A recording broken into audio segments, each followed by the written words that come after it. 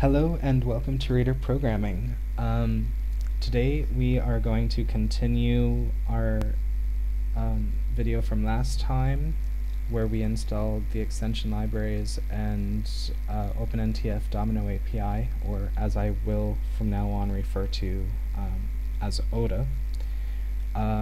Today what we're going to do is actually get started with our project, which I'm going to describe in a moment. First, just a little bit more of what we did last time. We installed ODA on the server and on the client. We installed the extension libraries, and we took a look at the server document to get everything all good. For those of you who haven't watched the last one, you really don't have to. The basic system that I have here is Samba running on Ubuntu. That's going to be my domain controller. I have Domino running on Windows 7, and I also have my client running on Windows 7. These are 3 virtual machines that I have running locally. So let's take a look here. This is the names NSF. It should be clearer this time, so let me just quickly show some highlights from last time.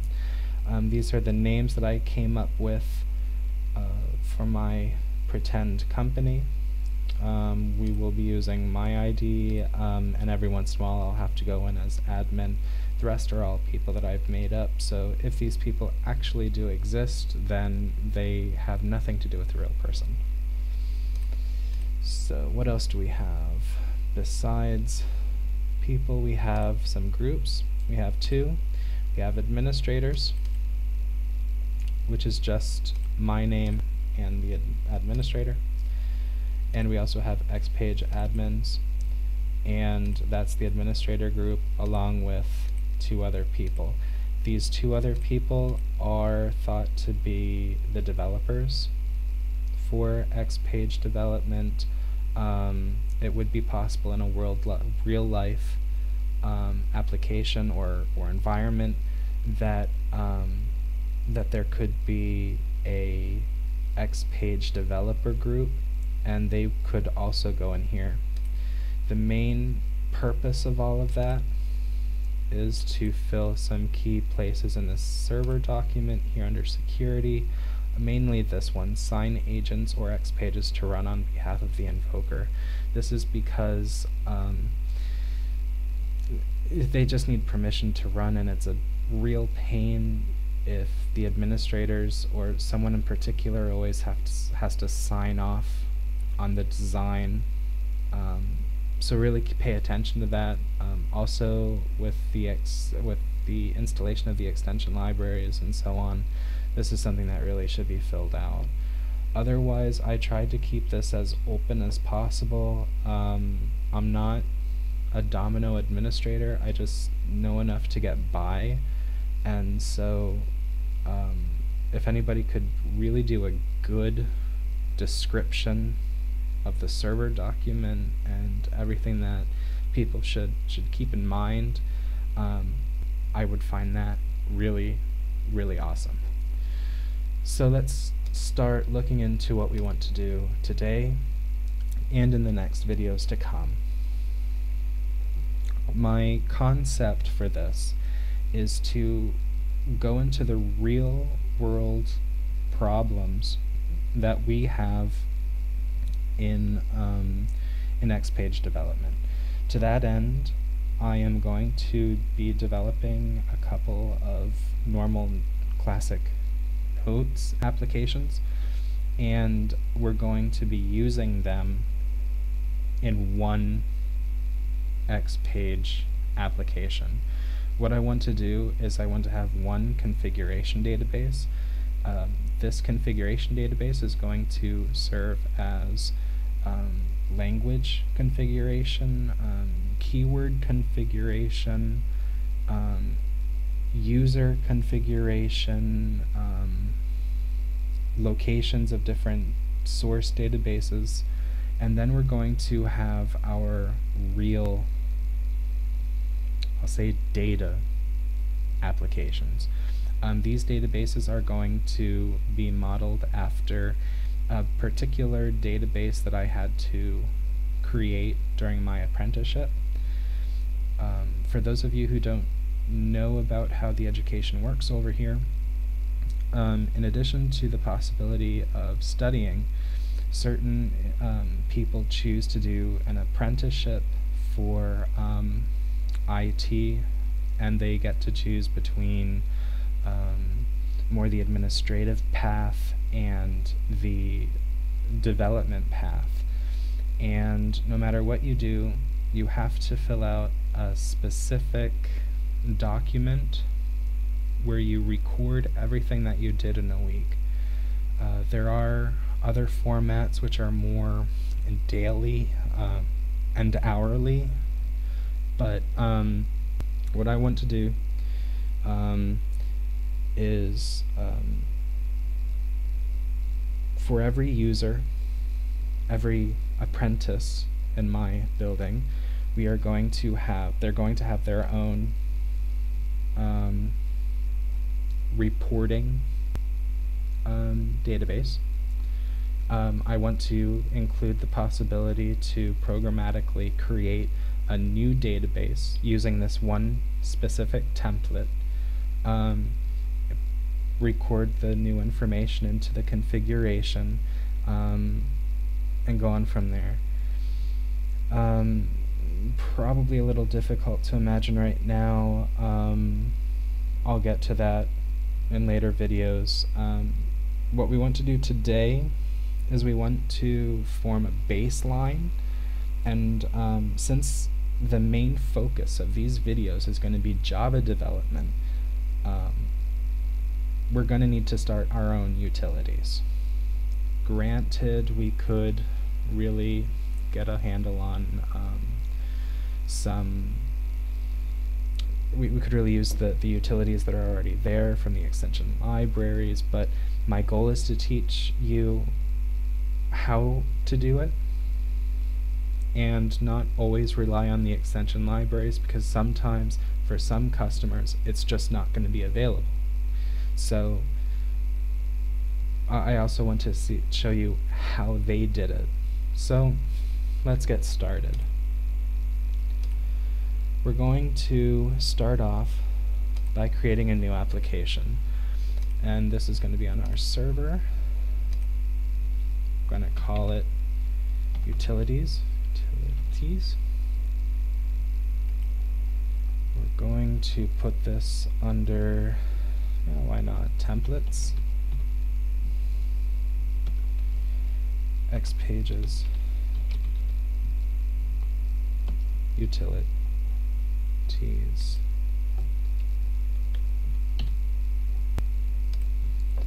Alright. Sounds good. Okay. Let's open this up in Designer. Now I've done a couple of things here already. Let me first just set this back. When you first open up Designer, it's going to more or less look like this. You're going to have your applications up here, you're going to have an outline, and nothing else. This is okay for classic notes development, but what we want to do is something completely else. Since this is based on Eclipse, what we can do is we can pull this outline pane up here. We can also change the order if we want. If we go to Window, Show Eclipse Views, we can then open up the Package Explorer. Now, I find this very helpful because it prevents us from always having to switch to the Java perspective. Once we have this the way we... no, there's one other one that I want. Assuming I can find it.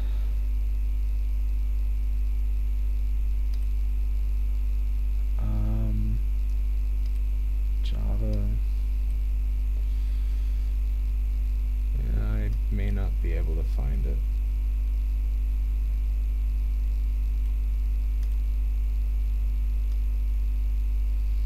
Tasks. So general and then tasks. Okay. And that was put over here. We can bring that down here. Almost.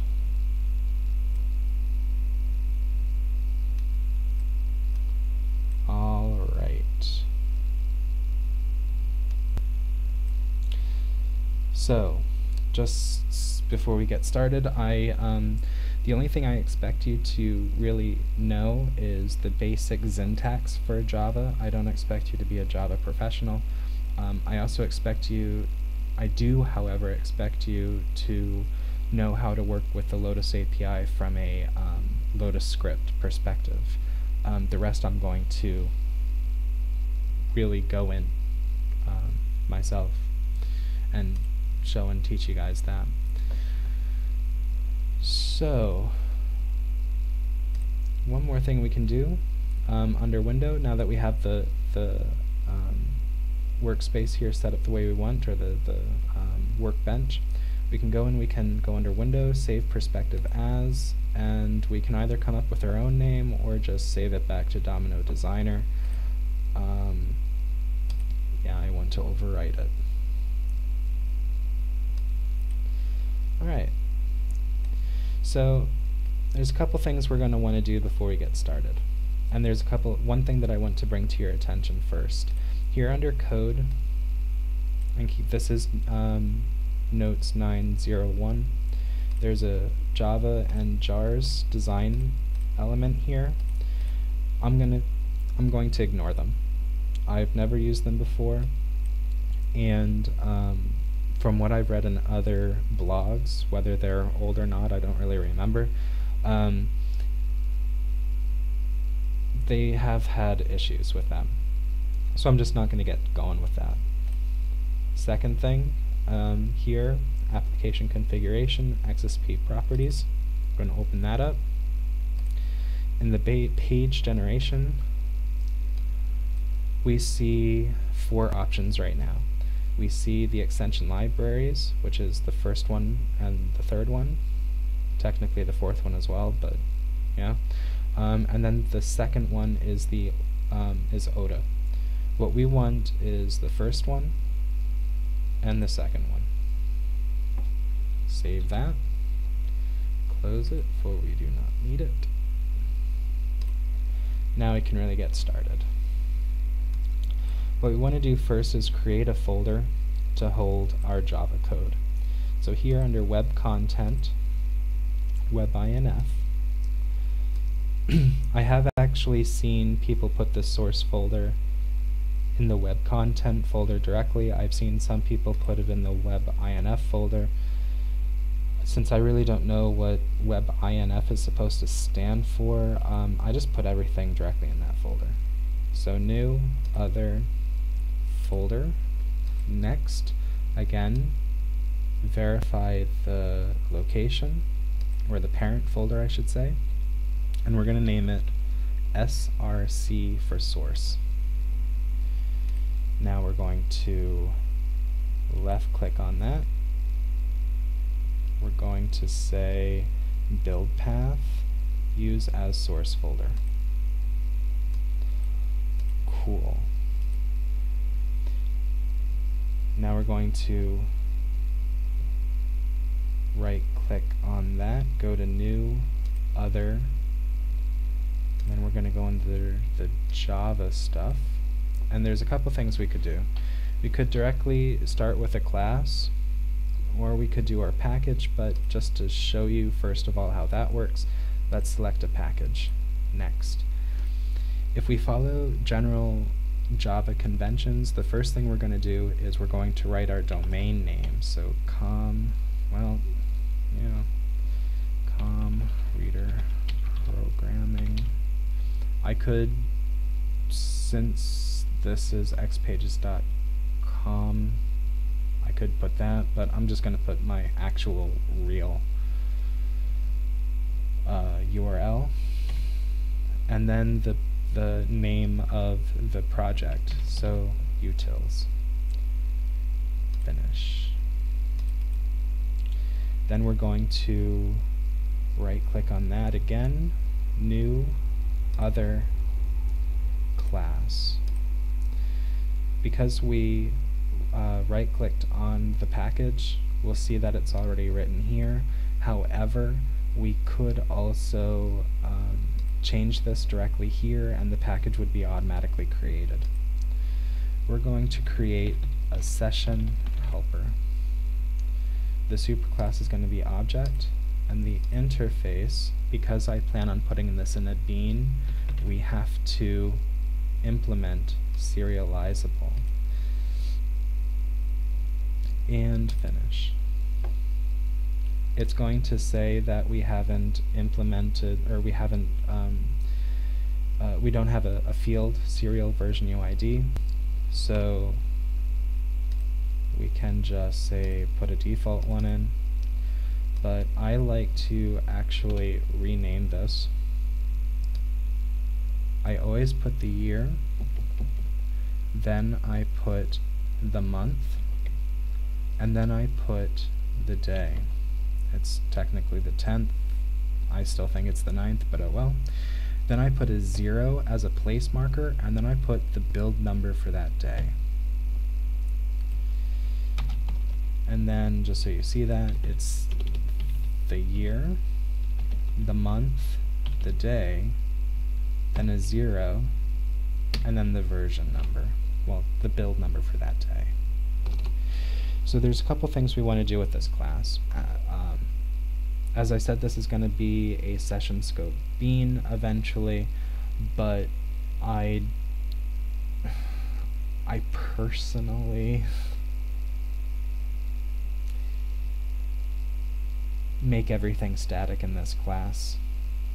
I don't need to, I just choose to. Since a bean is just one instance of a class, if I'm using this in JavaScript, yeah, it's kind of pointless to make everything static. I really want to use this in Java though. Let's just pretend it's a, yeah, whatever. So what we're going to do first off is I'm going to show you different ways of creating or instantiating a session. So first of all, this is going to be public, meaning anybody can use it. It's static, which means you don't need one particular object of this class in order to call this method. And secondly, we are going to return a session. Now I'm typing session and then I'm pressing Control and the space bar. And then I get this wonderful list of session objects. Quite a lot. Even more since I have the openNTF Domino API installed. The one that we want is the interface for under Lotus Domino. And we're going to name this get current session.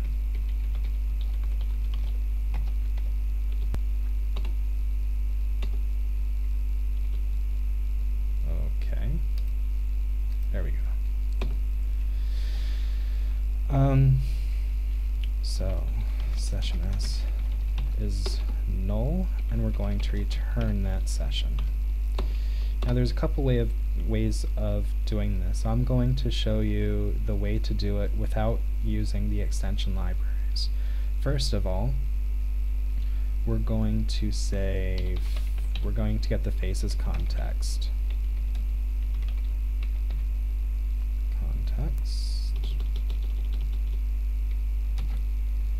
Java x faces dot context. Context equals faces context dot get current instance. You could put a check to see if this is null. I'm not going to. Then we're going to say that s is equal to, I might have to go into my cheat sheet for a moment, equals get application dot get variable resolver dot resolve variable. Now look, if you see in here, you're going to notice that we want the faces context, and then we're going to want the string. This string is the name of the object as it's written in JavaScript. Just a quick helper. So context, and then session. Awesome. Now it's going to say warning, warning, I don't know what you are. Not a problem. We know that it's going to be a session, so we can do a cast. If you wanted to, you could do a check to make sure that it definitely is an object of session by using the keyword instance of, but just alright. Just to give you a quick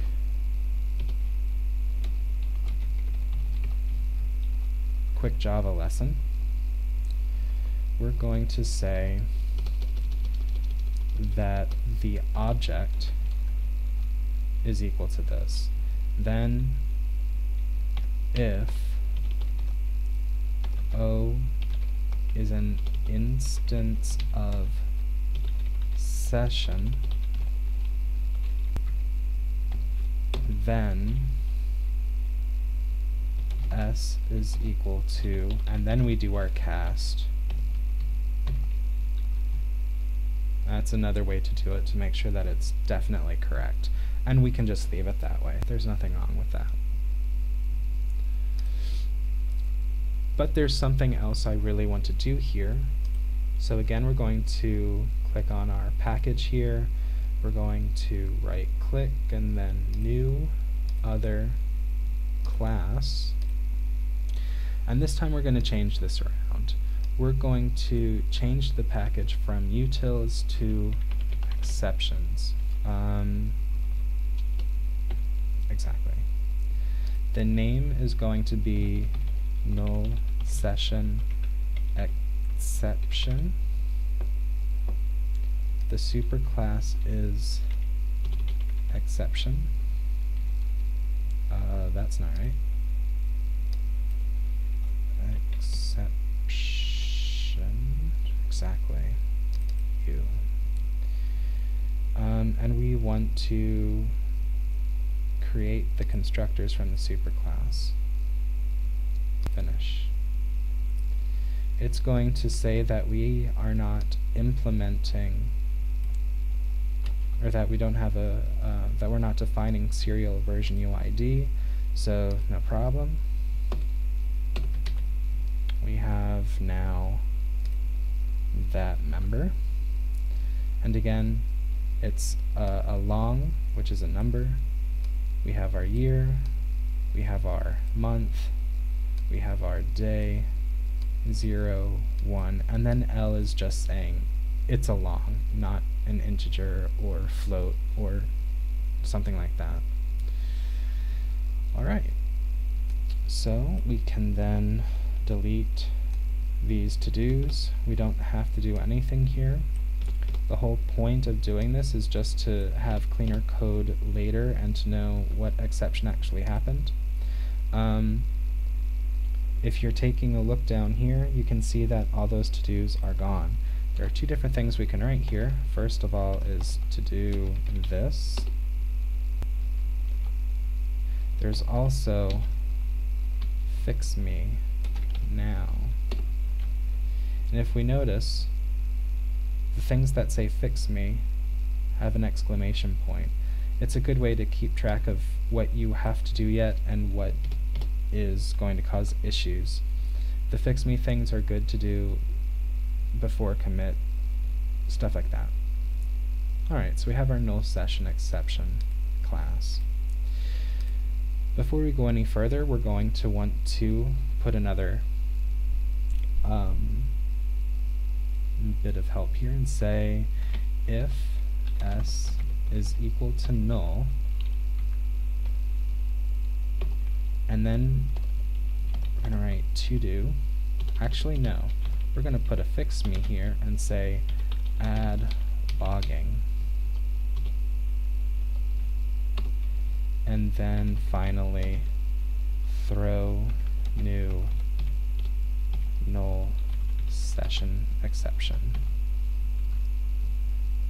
Okay. It's going to yell at you because we're not handling it. All we need to do is go up here and say that this function throws a null session exception. So that's the long way of doing this. But as I told you, there's a faster way if you have the extension libraries, which is awesome. So let's write that real quick. Static session get current session.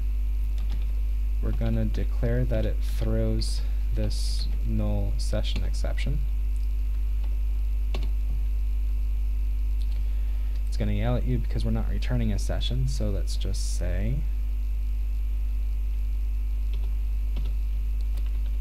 session s equals null, return s. Alright. Now, there's a wonderful class if you have access to the extension libraries, and that is the extension lib util.getCurrentSession. Easy, right? Let's just include this bit here.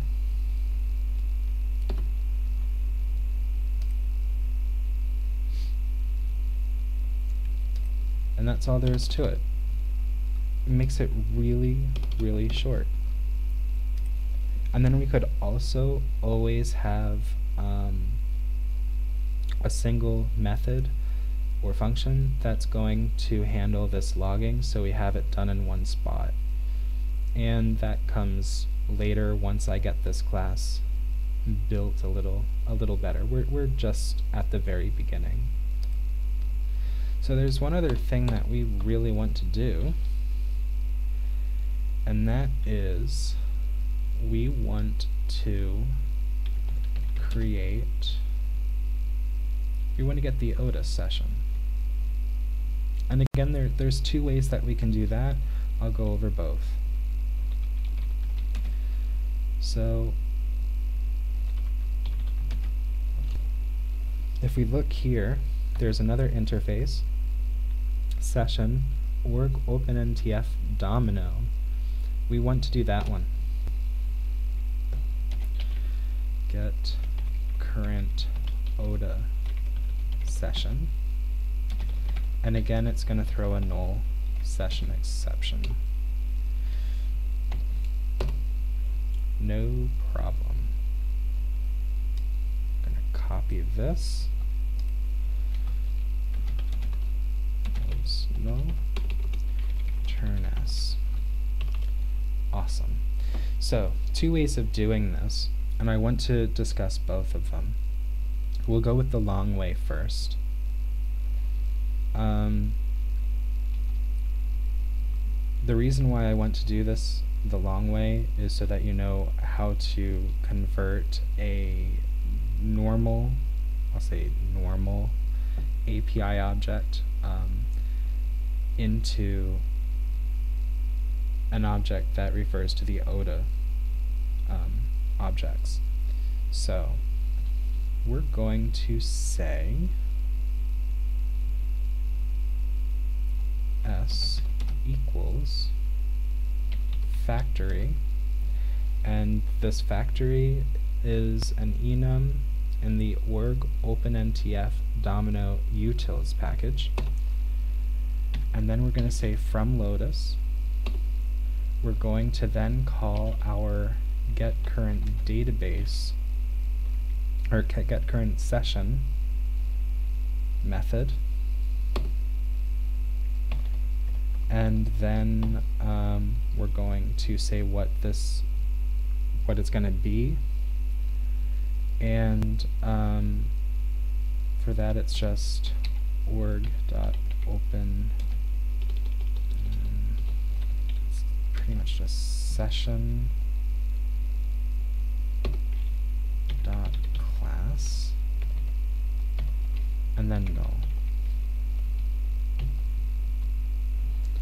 I don't know for certain, but I'm assuming that you could potentially leave this as null, but then you have to perform a cast to make it into a session. This just saves you that.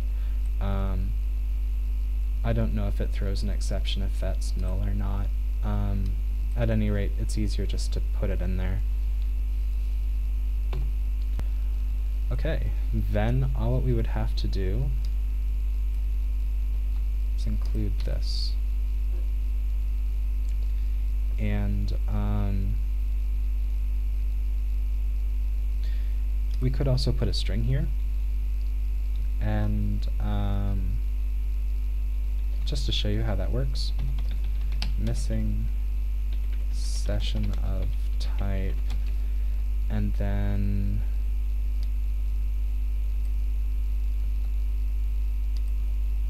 we can just throw that in there.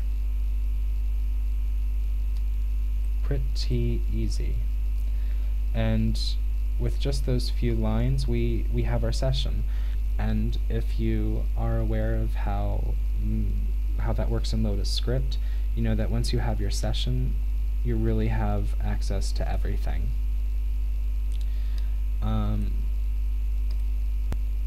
We could probably really quickly get our databases as well. So,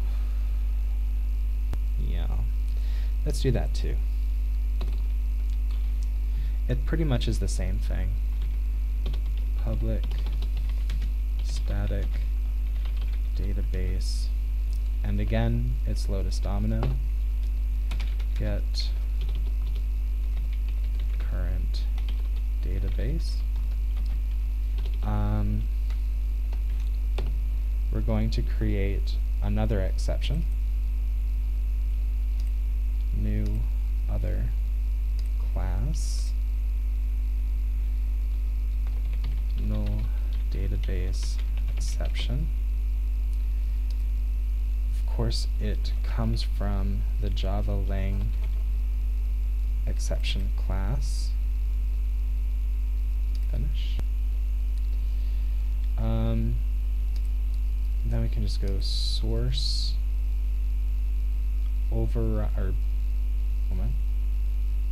generate constructors from superclass.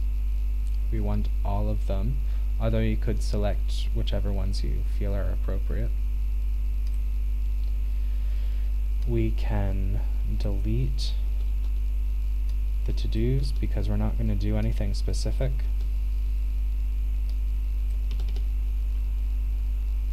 And we also need to just copy this in.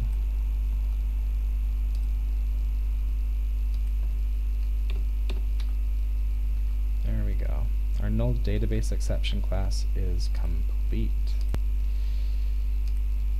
Now, throws null database exception. Cool beans. Database D equals null. Return D. Awesome. Now, we are going to use the extension library. I'm also going to assume that we always have the extension libraries. It's just good practice. There's some stuff in there that you just need. So this really long stuff here, I'm not going to include that. All what I'm going to do is say that the database is equal to the extension library utils.getCurrentDatabase. And then I'm gonna say if the database is equal to null, then I'm going to throw a new null database exception, and I'm going to say that the current database could not be found. It's good practice to always include some sort of a message with your exception, not necessarily where it happened, but just some sort of a descriptor. That's especially important if this exception class isn't well named. For example, if you're using something from somebody else, or a colleague, or a different API, it's always generally good to include a general message about what happened. Something that we're going to look into down here in a little bit. Now, I told you that there was two ways of doing this. This is one way to get the session if you have, or an ODA session if you have the background session. What I mean by background session is the base, the original Lotus API object. Up here, I am going to show you the other way. Static. Yeah. This time it's going to be the ODA database. Get current ODA database. Again, database D is null. Return D. And we're going to say D equals factory dot get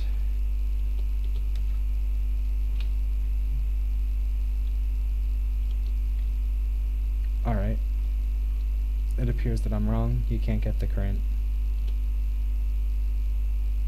database through here, but you can come down here and say get session. So I really could say get session dot get current database, and then again, if it's null, throw the null database exception.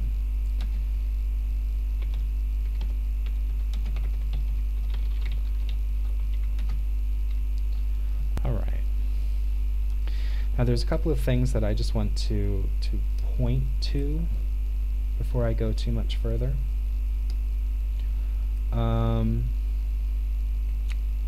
First of all, depending on which blogs you've read, what you've heard, you've probably heard that it's best practice to get the objects in the function you need them, use them, and then delete them right away.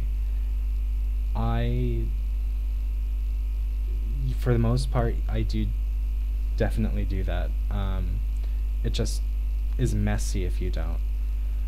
There are the two type of objects that I think you can get away with it. At least in all of my tests, I've been successful. And that is if you use this getCurrentDatabase method, and basically the database objects and the session objects. The main problem is, and I've touched upon this in my written blog series, please read that, excellent stuff in there, that there's a mapping that happens. And if this session is ever taken away, then all of the objects stemming from that session also disappear. So use with caution, but generally these functions are going to be okay. So I think we're going to call that an episode. I know it's a little, I went a little bit quicker this time than I did in my last try, but keep in mind a couple of things. Doing this in Java is going to make your life easier, hands down.